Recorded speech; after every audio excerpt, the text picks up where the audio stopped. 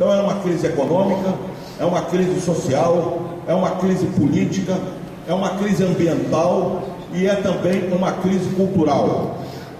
Ou seja, é uma crise que demonstra que não há futuro para a humanidade debaixo do sistema capitalista.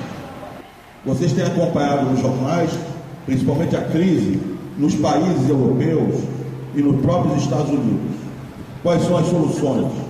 As soluções é pegar dinheiro público para financiar a recuperação de grandes corporações e instituições financeiras que faliram pela sua própria irresponsabilidade. A solução é cortar gastos públicos e com isso fomentar o desemprego.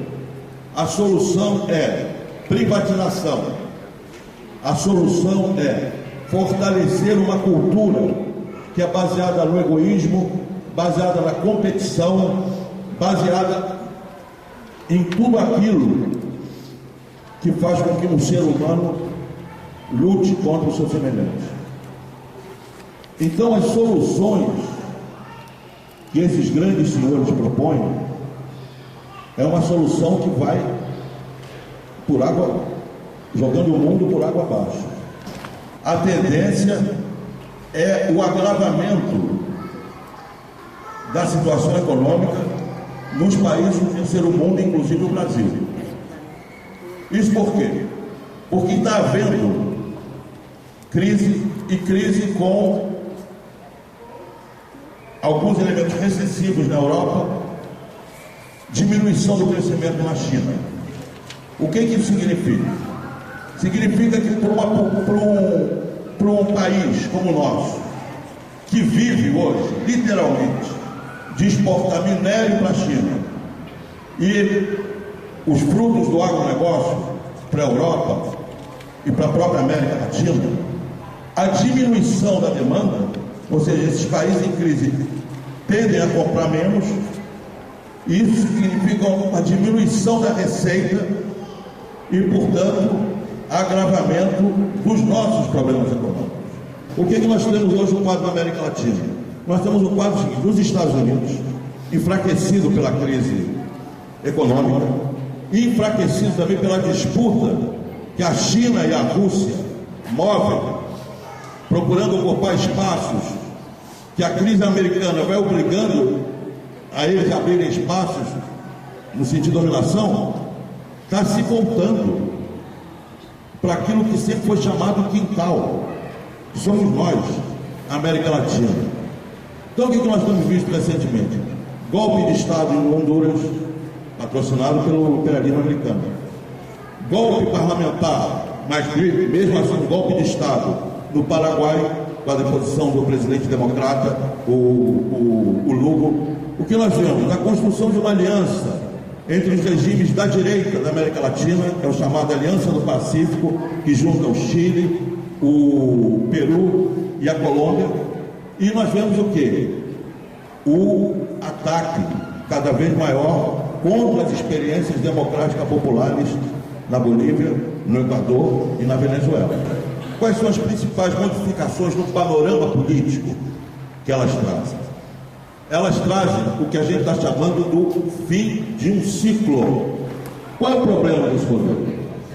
O problema desse modelo é o seguinte: ele não mexe em nada que é estrutural.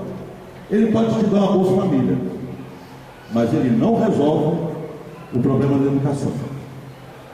Ele pode te dar um aumento do salário mínimo, mas ele não resolve a crise na saúde. Ele te dá uma melhoria no consumo, mas tu continua sendo um miserável quando põe pé da sua casa para a rua e tem que passar 2 horas de transporte massacrante para ir trabalhar. Ele diz que o Brasil está se tornando a 6ª economia do mundo, mas você põe o pé na rua, como o depoimento do companheiro que me antecedeu, e vê teu pai, tua mãe, teus filhos sendo assassinados pela barbárie que viraram as ruas das grandes cidades. As pessoas como que de repente se olhando e vindo que apesar de todo o discurso aquelas mudanças que são essenciais para garantir um futuro para os nossos filhos, não estão sendo resolvidas, não estão sendo equacionadas. É isso que veio à tona nas manifestações. E elas provocaram, de imediato, dois grandes impactos na política brasileira. O primeiro deles, ele freou, ainda que momentaneamente, toda uma ofensiva que a direita e os grupos conservadores estavam fazendo no Congresso Nacional. Toda uma pauta conservadora que via a maioria do Congresso Nacional estavam tentando impor ao povo brasileiro, foi, digamos assim, momentaneamente suspensa pela manifestação de indignação popular. Momentaneamente. O futuro vai depender exatamente da luta popular. Se ela consegue se elevar a essa qualidade política a qual eu já me referi, ou se vai se esvaziar em protestos não articulados. Segundo, fez despencar verticalmente o prestígio do governo e da direita.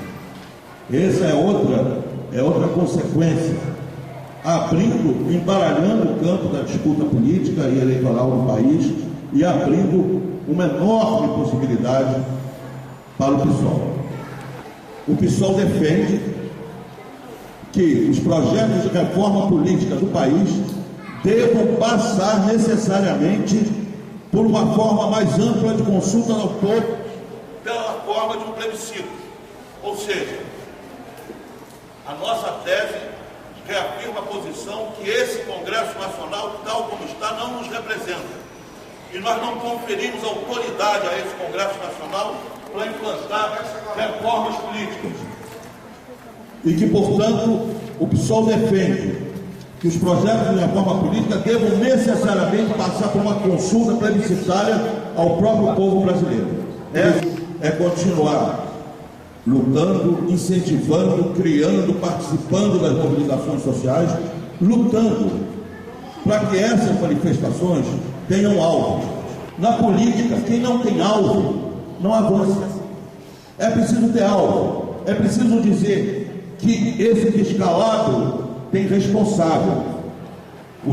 Esse responsável é o governo federal e o que nós chamamos a troika que comanda o governo e que comanda o país, que são as instituições financeiras, que são o agronegócio e o latifúndio, que são as grandes corporações capitaneadas pelas grandes empreiteiras. Aí é o centro da nossa luta.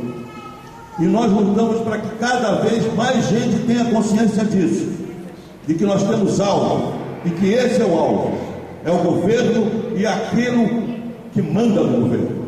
O que é o cenário de 2014?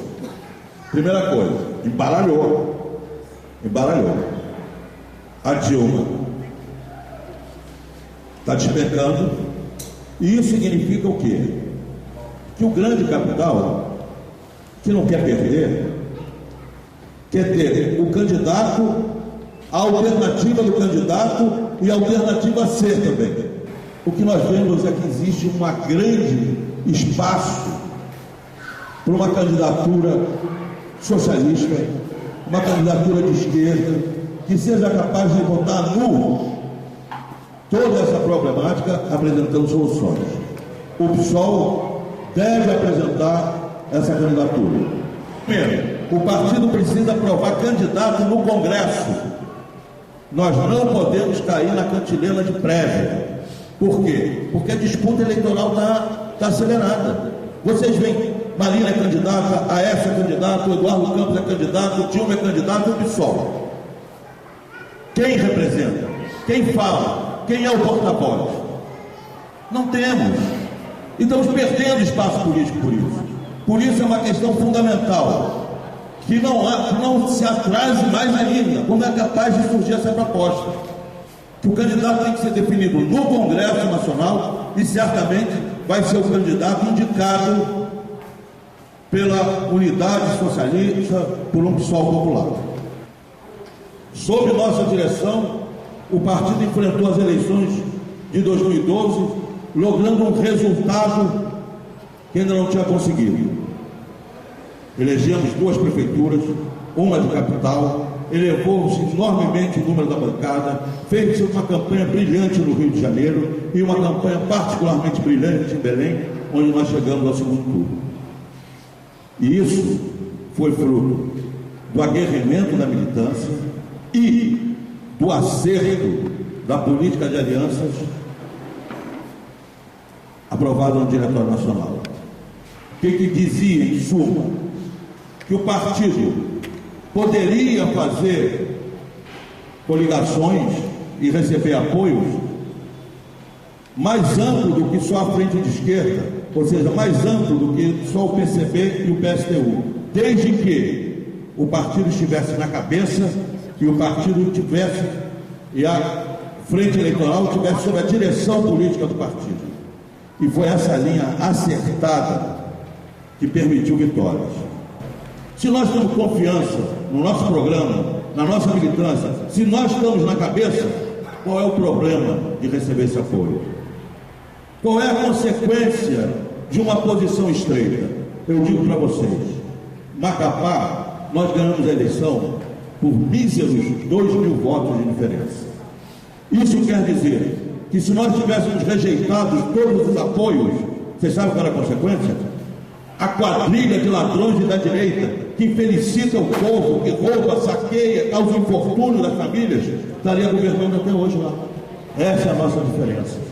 Há aqueles que preferem os seus esquemas teóricos, mesmo que o povo tenha que ser derrotado. Nós defendemos sempre a vitória do povo. Defendemos sempre que o povo triunfe. Porque a vitória do povo é uma coisa que se contabiliza no pão, na escola, na saúde, na segurança, na vida melhor. Nós já governamos. Quem nunca governou, pode dizer isso. É um fator de orgulho o seguinte: na lista dos 10 melhores deputados federais do Brasil estão os 3 do PSOL. Está Chico Alencar, está João Willis, está Ivan Valente. E é significativo também dizer o seguinte: o companheiro senador Rodolfo Rodrigues foi pela 3ª vez seguida eleito o melhor senador do Brasil. Então são ações que granjearam apoio popular, simpatia, espaço junto à população por parte do nosso partido. Então esse é outro fato fundamental no balanço. E no terceiro, porque nós queremos reconduzir a presidência do partido, avaliar o papel do companheiro Ivan Valente, que é um quadro dessa história que a gente contou aqui de tradição. Boa parte o Ivan participou fisicamente, diretamente, desde os primórdios da luta contra a ditadura militar, na clandestinidade, e que se forjou como quadro, deputado estadual várias vezes, deputado federal várias vezes, sempre pela esquerda, e que dentro do partido, agora, nessa última gestão sua, caracterizou-se por 2 coisas. Primeiro, foi um incansável lutador pela unidade interna do partido. Segundo, deu visibilidade externa ao partido. O partido, para ser melhor, precisa, em primeiro lugar, descobrir que o inimigo está lá fora, não está dentro dele. Porque há correntes políticas que se dedicam principalmente à luta fratricida dentro. Que tipo de partido que nós queremos fazer? Queremos um partido amplo, um partido onde o povo se sinta confortável para construir, crescer, um partido que seja firme no princípio, mas flexível na tática, um partido que saiba ganhar apoio para crescer, ou se nós vamos ficar num partidinho muito coerente ideologicamente, mas que não é ouvido pelo povo. Um partido que prioriza a luta interna à luta social. Um partido que prefere sangrar as suas lideranças